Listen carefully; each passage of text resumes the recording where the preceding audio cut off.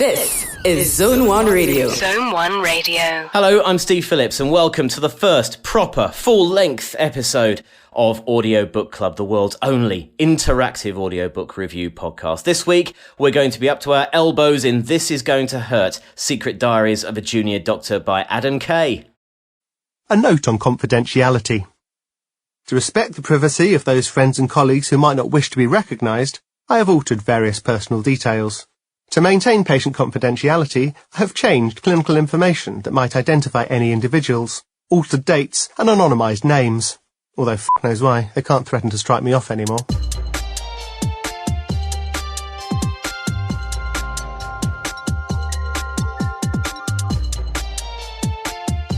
So this is your gig. You are involved in the Audiobook Club in the form of a hashtag. Guess what it is? It's hashtag Audiobook Club. You can tweet, Facebook or Insta us, in inverted commas, with what you're reading and what you think of it. So I'm still saying we from our last episode if you were one of the 20 people who heard it. And that means we are our two resident critics. So it's a wordy welcome to Cheryl Monkhouse and Matthew Layton. How are you chaps? Doing well. How about yourself? Very good, thanks. Thanks for asking. I appreciate the politeness. And Matthew, how are you? I'm glad you asked me that, Steve. I'm livid. Oh, right, go on then. Oh, you started early. As you know, you are based in the southeast of England, and Cheryl and I have convened in Cheryl's back garden studio complex in Adelaide in Australia. So we're here by the magic of science. And sausages aren't very good in Adelaide. But there was one guy at the Adelaide Central Market, and he was called the Sausage Man. And you will be as livid as I am when I tell you that he's gone and been replaced by a Cambodian street food stall. Now, for me, I don't know about you, I can see your face. That is the definition of political correctness gone mad. You say that, Matt, but if you look at the demographics of our episode 0, I think you find we do have some listeners in Cambodia, and I will not alienate them, and that everyone's street food store is welcome in your street in Adelaide there, and indeed anywhere else in the world. I'm taking offence to this, though, because it's a sausage man and never a sausage woman. Well, a sausage isn't a very female kind of... Says who? Okay. We'll probably come on to this later. Sorry, Steve, you're in charge. Back to you. This isn't going very well. Back to you. Well, I'm going to reel this in and return us back to Planet Earth and the book we're going to review. And dear listener, we would love to hear from you. This week we're reviewing, as I say, This Is Going to Hurt, Secret Diaries of a Junior Doctor by former Doctor, now writer and comedian Adam Kay. We want to hear from you. You can find us on Twitter and Instagram by using the hashtag Audiobook Club. And there's lots of room for more insightful critique on our Facebook page. So at this point, I would normally ask the person who suggested the book to give us a brief overview of the book and explain as to why Cheryl or Matthew had brought the book to the table and ask us to spend 10 hours of our lives listening to it. But in the case of this month's book, This Is Going to Hurt, thanks to an extra feature interview at the end of the book, which is why audiobooks are better than normal books, we can actually get the author, Adam Kay, to do this for us. So basically, my book's called This Is Going to Hurt, Secret Diaries of a Junior Doctor, and it's that. I worked as a doctor for 6 years, and eventually stopped being a doctor. But during that time, I kept a record of what I was up to. You're meant to keep a record in order that you can pass to the next stage of medicine. You have to, submit evidence of what you've done, and so you keep a log. But the frustrated writer in me at the time was just jotting down weird shit that happened. So you heaped a lot of praise on Adam Kay in a tweet, Matt, a few weeks ago. And Adam Kay got back to you after you lavished that praise and said, thanks so much. I'm really glad people have listened to the audiobook because it was a right faff, in capital letters, for a non-pro like me to record it. And he quotes what they used to say to him in the studio, which is, and can we get that line again, please, Adam? And again, and again. Close speech marks. So so he really obviously appreciates people taking the time to listen to the audiobook version. So Matt, your thoughts on This Is Going to Hurt? Well, I really loved this book. I don't think that's giving anything away. I don't think that's a spoiler. So Adam, at this point, is 6 years on from resigning, handing in his papers as a doctor. And I think he was inspired to go up to the box full of papers in his spare bedroom when the UK Health Minister, Jeremy Hunt, launched a savage attack, as he puts it, on junior doctors. As you would expect from this kind of book, if you've got any mates who work in the medical field, you'll find that they have many stories of objects in orifices. And, this one doesn't let us down. Tuesday, 7th of June 2005. Assisting in theatres on the emergency list, removing a foreign object from a patient's rectum. Less than a year as a doctor, and this is the 4th object I have removed from a rectum, professionally at least. My first encounter was a handsome young Italian man who attended hospital with the majority of a toilet brush inside him, bristles first, and went home with a colostomy bag. His big Italian mother was grateful in ways that Brits never are, lavishing thanks and praise on every single member of staff she met for saving her son's life. She put her arm around the equally handsome young man who attended hospital with her son. And thank God his friend Philip was staying in the spare room at the time to call the ambulance. And also stories of how arduous and just life-destroying being a junior doctor is. And you get all that for the first 9 chapters. And then on my way over here, I had to re-listen to the end of chapter 9 and chapter 10, because that's where the book gets serious. Again, we've discussed spoilers. I don't think that we're giving away too much by saying something goes horribly wrong. And Adam feels he has to step away from the profession, and he makes a lot of quite serious political points. It turns from memoir into a political diatribe almost, I'd say, wouldn't you, Cheryl? It does. It takes a quick turn. I've spent a lot of time in various and sundry experiences with the health industry. My father ran hospitals for a while. I worked in an emergency room, sadly termed a patient pleaser. I was the person who went between the patients in the actual emergency room out to their families and would help to communicate what was happening next, or letting the patients know that their families were there, so on and so forth. So I know the gallows humor, and I understand. I also worked for a large insurance company, so I understand the sort of push and pull between it being a business and it being humanity. And this book to me was beyond on the nose. And what's fascinating even more so for me is coming from the United States and seeing how this takes place in the UK. And it may as well have been in the US.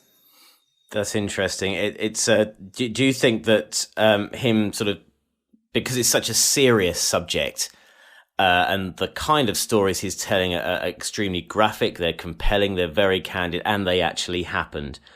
Do you think the use of, when he talks about the number of things he had to retrieve from orifices and various orifices, helped to kind of get you through the book with that kind of humour? That to me probably, I will have to say, had me rolling on the floor a few times, only because I have been sitting in a break area when a physician has come in to explain what they just had to pull out of somebody. So it's not too far off, and I have to say that the way that he describes the comprehensive experience, from not only the physical but to the odors and the bodily reactions, it's fantastic. He does an amazing job. I think there's a bit that always gets me, and I had to brace myself. The olfactory. Every time he put the word in footnote in to describe exactly what the technical term he'd used. 5 seconds before was, I knew the word ectopic, but I didn't know in quite that amount of detail what it was, and now I know how to use a von Teuse, although I wouldn't necessarily leave me in the wild with one. No. He's also really good at swearing, Steve. Yes. He's really good at swearing, Steve. I'm going to play this. He's certainly, yeah. I'm going to play this clip with some swearing in it, and then we're going to talk about it. As you wish. Friday, 6th of February, 2009. Patient HJ needs an emergency caesarean section for failure to progress in labour. This has not come as a surprise. When I met her on admission, she presented me with her 9-page birth plan in full colour and laminated, the whale song that would be playing on her laptop, the aromatherapy oils that would be used, an introduction to the hypnotherapy techniques she'd be employing, a request for the midwife to say surges rather than contractions. The whole thing was doomed from the start. Having a birth plan always strikes me as akin to having a what I want the weather to be plan, or a winning the lottery plan. 2 centuries of obstetricians have found no way of predicting the course of a labour, but a certain denomination of floaty-dressed mother seems to think she can manage it easily. Needless to say, HJ's birth plan has gone right up the fuck. Now, before we came to air, before we came to record this, you and I had a little concerned phone call, Steve. I haven't told you about this. We had a concerned phone call from Steve saying, it sounds like you might have just chosen that clip because it's got swearing in it. And we've had one sweary bit already. Now, you see, the problem is with Steve, right? He's like proper. A massive prude. No, he's professional. He's like a proper BBC style. He actually is doing this in a dinner jacket at the moment to make his voice sound better. And he just cannot... National anthem coming up shortly. He cannot swear in front of a microphone. Can you, Steve? No, it's hardwired in. It's absolutely hardwired in. You cannot do it. It's physically impossible. I think I retch or something when it happens, or I come out in hives. It's not pleasant. You really don't want to be anywhere near me. No, well, and all respect to you for that. But we have to decide what we're going to do about swearing in this podcast in general. Cheryl, what do you think? I'm over here practically shitting confetti. He does swear really well, doesn't he? That is an Adam Kay quote. That is one of my favorite descriptors. His descriptors are phenomenal throughout. Our video link shows us that Steve's eyeballs have rolled into the back of his head. So, can we moving on, Steve? Now we've discussed the swearing. Come on, you have to admit... We've got it out the system, yeah. You have to... No, I think we've got it out in the open. You have to admit that he is good at swearing. He's very good at swearing. He employs it very well, actually, I think. And in the narration, this brings on to a good point about the importance of having him narrate the book himself, and his tone and the language he uses and the style and the pace and so on. What did you think... Cheryl, of how he read the book? I honestly think you couldn't have had anyone else read that book. To have gone through what he went through, to have walked in his shoes and then told those stories so well and with such flourish and honesty, and with such, as he puts it, gallows humor, which you'd have to have. And he really just embraces everything that he's saying, like from, and I will say it again, his one statement that he makes, which is probably now, I'm going to put on a t-shirt, I think, practically shooting confetti. I just find the way that he flourishes his experiences and the tonality of his voice and his excitement and how somber he gets. You really grasp what he went through to get to the decision he made in chapter 10. Do you think the way that he read the book actually is explained by what happens at the end of the book? So he's very kind of matter of fact. There is a little twinkle in there as well, but he's very kind of matter of fact about everything he says, like it's going. He describes the most graphic, unusual life, but he's described it like he's going to the shops. Do you think that that was kind of, I don't know, influenced by what happened to him at the end? I would say that you probably couldn't be a physician and experience all of the just disgusting things we as humans put out and do. And I mean, just and the things that he's had to go in and retrieve. And I mean, I think he was basically reading his diary entries, and that's kind of what it's like, it's sort of like we had a commercial in the States that this guy got up every day and it's time to make the donuts. And I think that's kind of for him, he just goes in every day and it might be a different flavored donut, but it's still a donut to him. Make the donuts. I love that. It's time to make the donuts.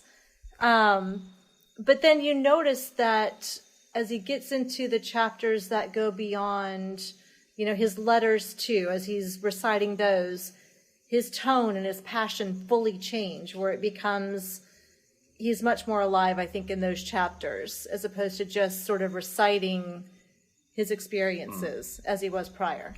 I think you're spot on. I think it goes a bit further than that.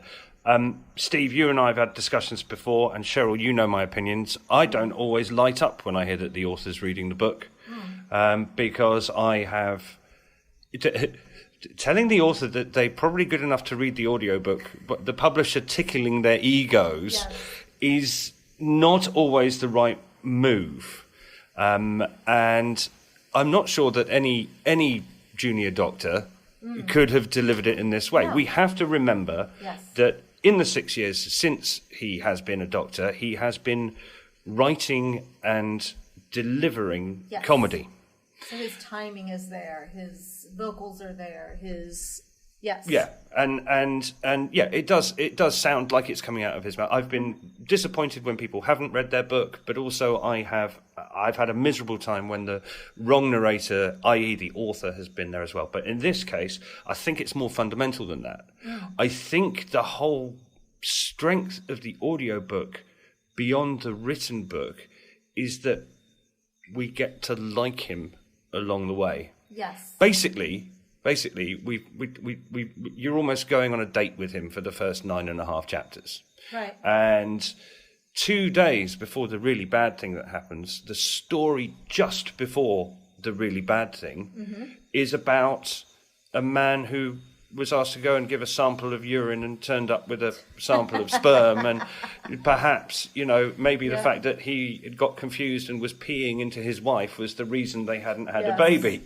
And then bang, you get hit with the really hard stuff. And not only does he need to convey that roller coaster, he needs to make us like him, then he needs to tell us why he's written the book. Right. And I don't think anybody else could have read this book. I think it's fundamental to the book itself. Exactly. Do you think that this applies just to the whole kind of author reading the book and its authenticity and so on? Do you think this is something that kind of applies to autobiographies or factual accounts witnessed by someone when it's actually read by the person who has actually experienced that or has written about it? Because when we spoke in the last episode, Matthew, you talked about a kid's book that your kids were listening to, and the author was absolutely terrible at it. But maybe actually it's much better when the author of an autobiography or a factual account actually reads it rather than handing over to someone else. Well, look, every case is going to be different. That's the first time you and I have tried to jump for the microphone for the first time. That's going to happen a lot. And the answer is, there's a reason that some very intelligent, sciencey people get locked away in laboratories. And if they're going to read their books to me, you're going to realise why that person has been locked in a laboratory for the last 20 years. This is going to be different on a case-by-case basis. Yes. It is down to the individual performance and the context. And I think there's almost a thing of if somebody has bothered to make the audiobook, then the content's going to be quite good. But a bad narrator can ruin that. Right. And my book that I would say I absolutely love this book. It's by Penny Marshall, and it's called My Mother Was Nuts. And it's basically her autobiography, and she narrates it. But unfortunately, she has that really raspy voice. Now, Steve is a 1970s, 1980s television geek in some ways. Okay. So can you tell us who Penny Marshall is? Who, me? Oh, right. Hello? Question. The name rings a bell. No, I'm still trying to get, no. I'm still trying to get over your remark against scientists, and that's very scientist, if that's a word. In fact, it is a word. I'm scientist. All I can think of is Schlemiel Schlemazel. Laverne and Shirley.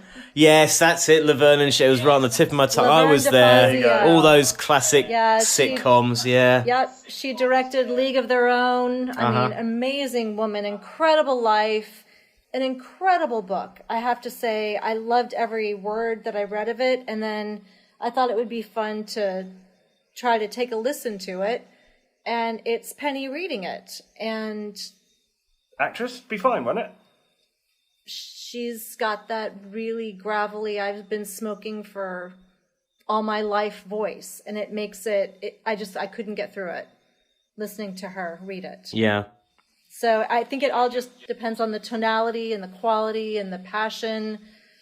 I have very strong opinions on... Do you ever find yourself shouting? There was a thriller book I was reading recently, which was narrated by Hugh Bonneville, and it was literally the best narration of an audiobook. I went, that is an actor, right? That is an actor, and he's delivering this book. And then, in about chapter 17, he gives a list of cars and refers to a Camaro. And then the whole one single mispronunciation in the whole book had me throwing my phone against the wall. It was I do find that type of thing, bad delivery, bad production. Actually, the people behind the glass who are telling you to do it again, you should have blooming well told him to do it again. If there's any doubt, I mean, you and I, Steve, in our BBC days, we used to have the number for the pronunciation unit. Do you remember? And you used to be able to phone someone up, and it would only cost 50 quid, and they would tell you how to pronounce the name of a Welsh village or a Russian composer. Oh, don't get me started on the Welsh villages, Matt. Honestly, every single time I did a traffic bulletin way back when we were little boys, and I would mess up every place name, and it was always a Welsh presenter on the radio presenting it who made me stay back like I was in school after class and go through the pronunciations with me. That was after the public humiliation in front of 100,000 people. Oh, you're meant to be reining us in. We've gone off on one. Yeah, absolutely. I was just going to say, I completely remember Laverne and Shirley. Of course, Cindy Williams played Shirley Feeney, and from the sixth season onwards, the setting changed from Series 6 to mid-60s Burbank, when, of course, we all know that Michael McKean and David Lander also co-starred as their friends and neighbours, Lenny Koznowski and Andrew Squiggy Squigman. So, yeah, great days from Laverne. I don't think we'll ever see the like of that sort of sitcom ever again. Well, I think it's probably quite enough from us, I think, after that insightful conversation. What did you think about this? You can get in touch with us at any time using the hashtag Audiobook Club. In lieu of that, we've got some comments we'd like to read out that we looked through on the Audible website, publicly available, so I believe we can use it. Kim Driver said that she loved this, gives a wonderful insight to the job. As a nurse of 49 years, much of this spent in the community where we have a policy that district nurses have to see however many patients the hospital or GPs send to them with no ceiling on numbers, no consideration of safety or sanity. I can completely completely identify with much of what he talks about. It's so sad these days to see how the NHS is being devalued and destroyed by poor management system and a wish to privatise and make money from people's ill health. When it's gone, it's gone. There will always be some bad apples, but the vast majority of doctors or nurses go above and beyond. Stu Young said it was funny, engaging and eye-opening. This performance expertly delivers the humour and the sarcasm of the writer, who's gone to great lengths to make you feel that you are indeed there reading his diary as he talks about the horrors of the modern NHS. As an allied health professional, I understood all of the things this brave and bold former doctor has written and hope that the wider public read/listen to his honest and open account of frontline working in the NHS. It has to be said that we should never have lost someone with such skill, compassion and understanding from the health service. And one tweet that came in the last few days on Twitter from Melanie at It's Not Melanie. So I'm just going to quote you here. Thanks for your mention, Melanie. We'll mention you on Twitter. There's 2 people on this bus reading This Is Going to Hurt, and I'm listening to the audiobook. We're all hospital staff. Crying, laughing emoji. There we go. So earlier on this week, I spoke to a real Audio Book Club member and runner, Lauren Raby, about what she thought and her members of her Audio Book Club thought of This Is Going to Hurt. Well, joining me now to talk about how much This Is Going to hurt, or indeed gave pleasure, it's our first real Audio Book Club member, because she runs an Audio Book Club. This is Lauren Raby. Hello, Lauren. Hello. So tell us a little bit about your Audio Book Club, when you meet and who's in it. So we are 3 friends that went to university together. 2 of us are now in London. 1 is in Manchester. So I thought it would just be a good way for us to make sure that we stay in touch and catch up regularly. And I knew that Alex was already a fan of audiobooks. So it was only a few months ago. I've actually only read a couple of books. So we're trying to have a meetup once a week, and we have a WhatsApp video call. So just using technology all we can. That's really cool. So what are you reading at the moment? We're reading now The Trauma Cleaner by Sarah Krasnostein, if I've said that correctly. Fantastic. Well, we'll talk about, we're making up a list of what we should be reading next, actually, after we've done This Is Going to Hurt. So if that's okay, we might steal your suggestion and not obviously pass it off as our own, but thank you kindly for the recommendation. So what did you and your gang think about This Is Going to Hurt? Well, the reviews were quite unanimous. We thought it was equally hilarious and harrowing. So it made us want to laugh. It made us want to cry. I think you're just a whole mix of emotions all the way through. And Alex said it gave him a whole new respect for anyone in the medical profession. It really does, doesn't it? Were there any passages that really stood out for you during the course of reading it? For me, I think it was the fireman Sam Sponge story. It's really stuck with me, maybe not for the right reasons. I'm not sure. Are we allowed spoilers here? I think the occasional thing. It's been out for a while, isn't it? So I think you can. I think you can sort of drop it in there. But yeah, go ahead. Yeah, I'll just say his description of the smell that came after the fireman Sam Sponge. It nearly made me throw up. There were all sorts of those similar tales, weren't there, of him having to extract certain things from certain areas and so on, which certainly made for the hilarity of part of the book as well. How did you find Adam's style of narration for the audiobook? Did it really help that he was doing it as opposed to an actor? Yeah, I actually really prefer it when the author of the book does the narration. I feel like you get a little bit closer to the story. Not to say that it's bad when it's not the author of the book. I've listened to some great ones when it's narrated by someone else as well. But I thought that Adam's style of narration is really great. It's just really easy to listen to. And I think because of some of his stories or memories are relatively short, it stays quite snappy. So I definitely recommend this book for someone who was maybe listening to their first audiobook, because it's quite easy to stay concentrated. Did you find his tone of voice when he was the way he was talking and reading from his diary, do you think that sort of had an effect on how he explained, gave the final chapter and why he left the profession? And you got a sense of why he was speaking like that in the rest of the book? Yeah, I think that really makes that chapter sit with you. It was really hard hitting because, there's so many laughs throughout the book and the tone really changes. You almost feel it's colder. I think he did really well with that. What did you and your members really think when he gave up his career? What was your reaction to that? Well, no one was really surprised. Everybody agreed they probably would not be able to cope with it. I'd always thought it must be a pretty tough job, so that's why I recommended this book for our club. But I think that the work-life balance was a lot worse than any of us could have imagined. It must be extremely difficult. Thanks so much for your thoughts on This Is Going to Hurt. Once you're done with this one, have you decided what you're reading next?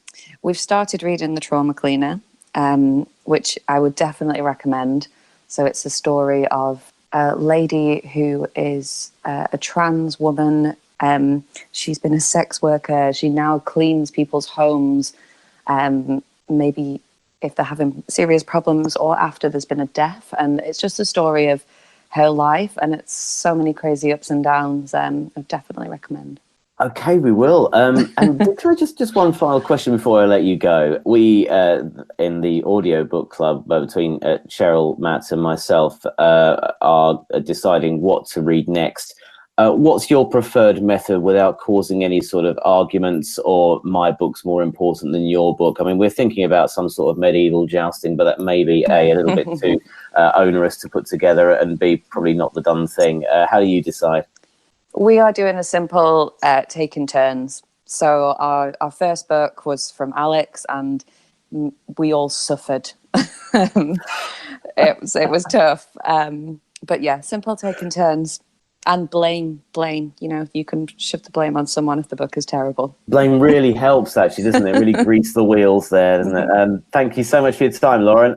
So, guys, Lauren actually brought up a very good point there and explained on how they choose their next audiobook. And this is something that in the weeks leading up to this first episode, we haven't really touched on very much. So what do you want to do?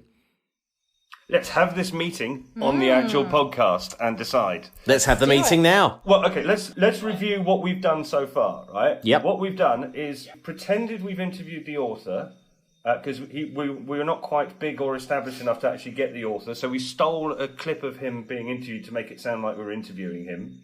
We then read out his tweet, and then we stalked someone on Twitter so we could get someone apart from ourselves to talk about it. So thus far, because we haven't had any listeners, we've had to fake it.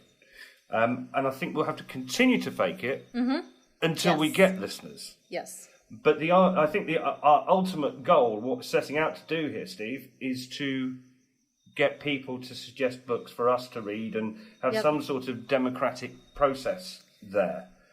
There is a thought. So right now, the Bad Blood about Theranos, and that one, they just are putting out an HBO special on that.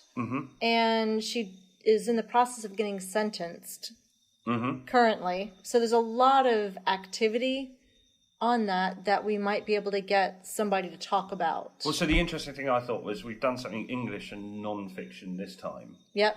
So we should probably do something American and fiction. Yep.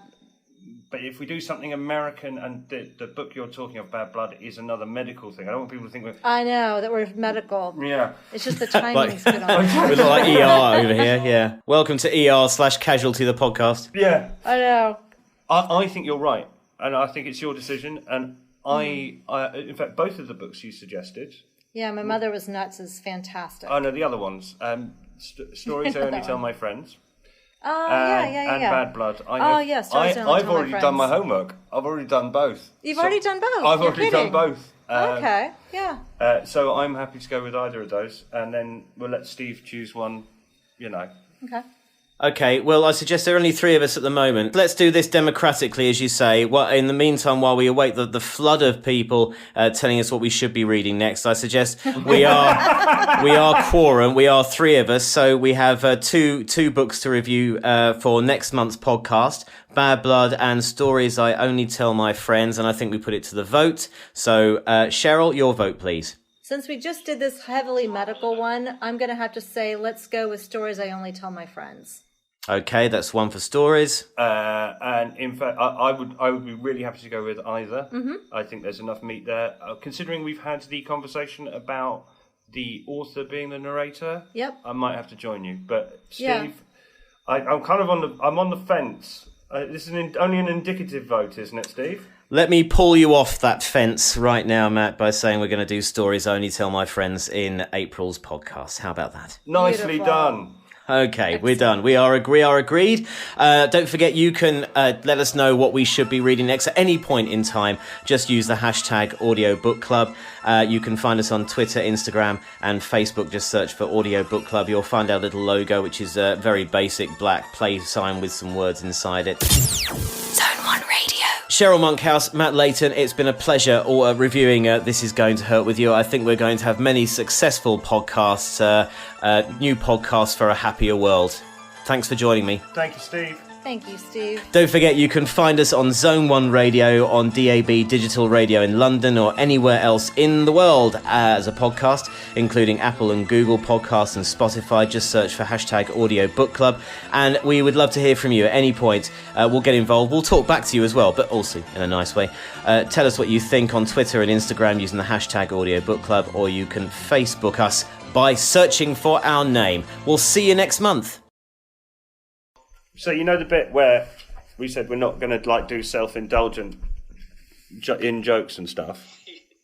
So I was having a conversation with the cook from the local pub, who's also one of the dads at the school the other day, and we were talking about you were there. We were talking about the recycling bins, which are quite sort of iconic things in Australia. You've got a red bin for your rubbish, a yellow bin for your. Stay with it, Steve. Stay with it. A yellow bin for your recyclables, and a green bin for your garden waste. And you put the yellow bin out one week and the green bin out the next week. And then Dean was telling us the story of how he likes to fake all the other, because no one remembers which week it is. No. So sometimes at noon on Tuesday he puts out the wrong bin just to mess with people's heads, and then the street fills up with the wrong colour bin. And we're just having a little conversation about this.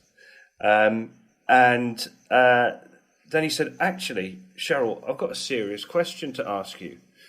So there's this lady who lives next door, and she basically, we haven't heard from her in a couple of days. I said, I know the answer to this question. Green bin.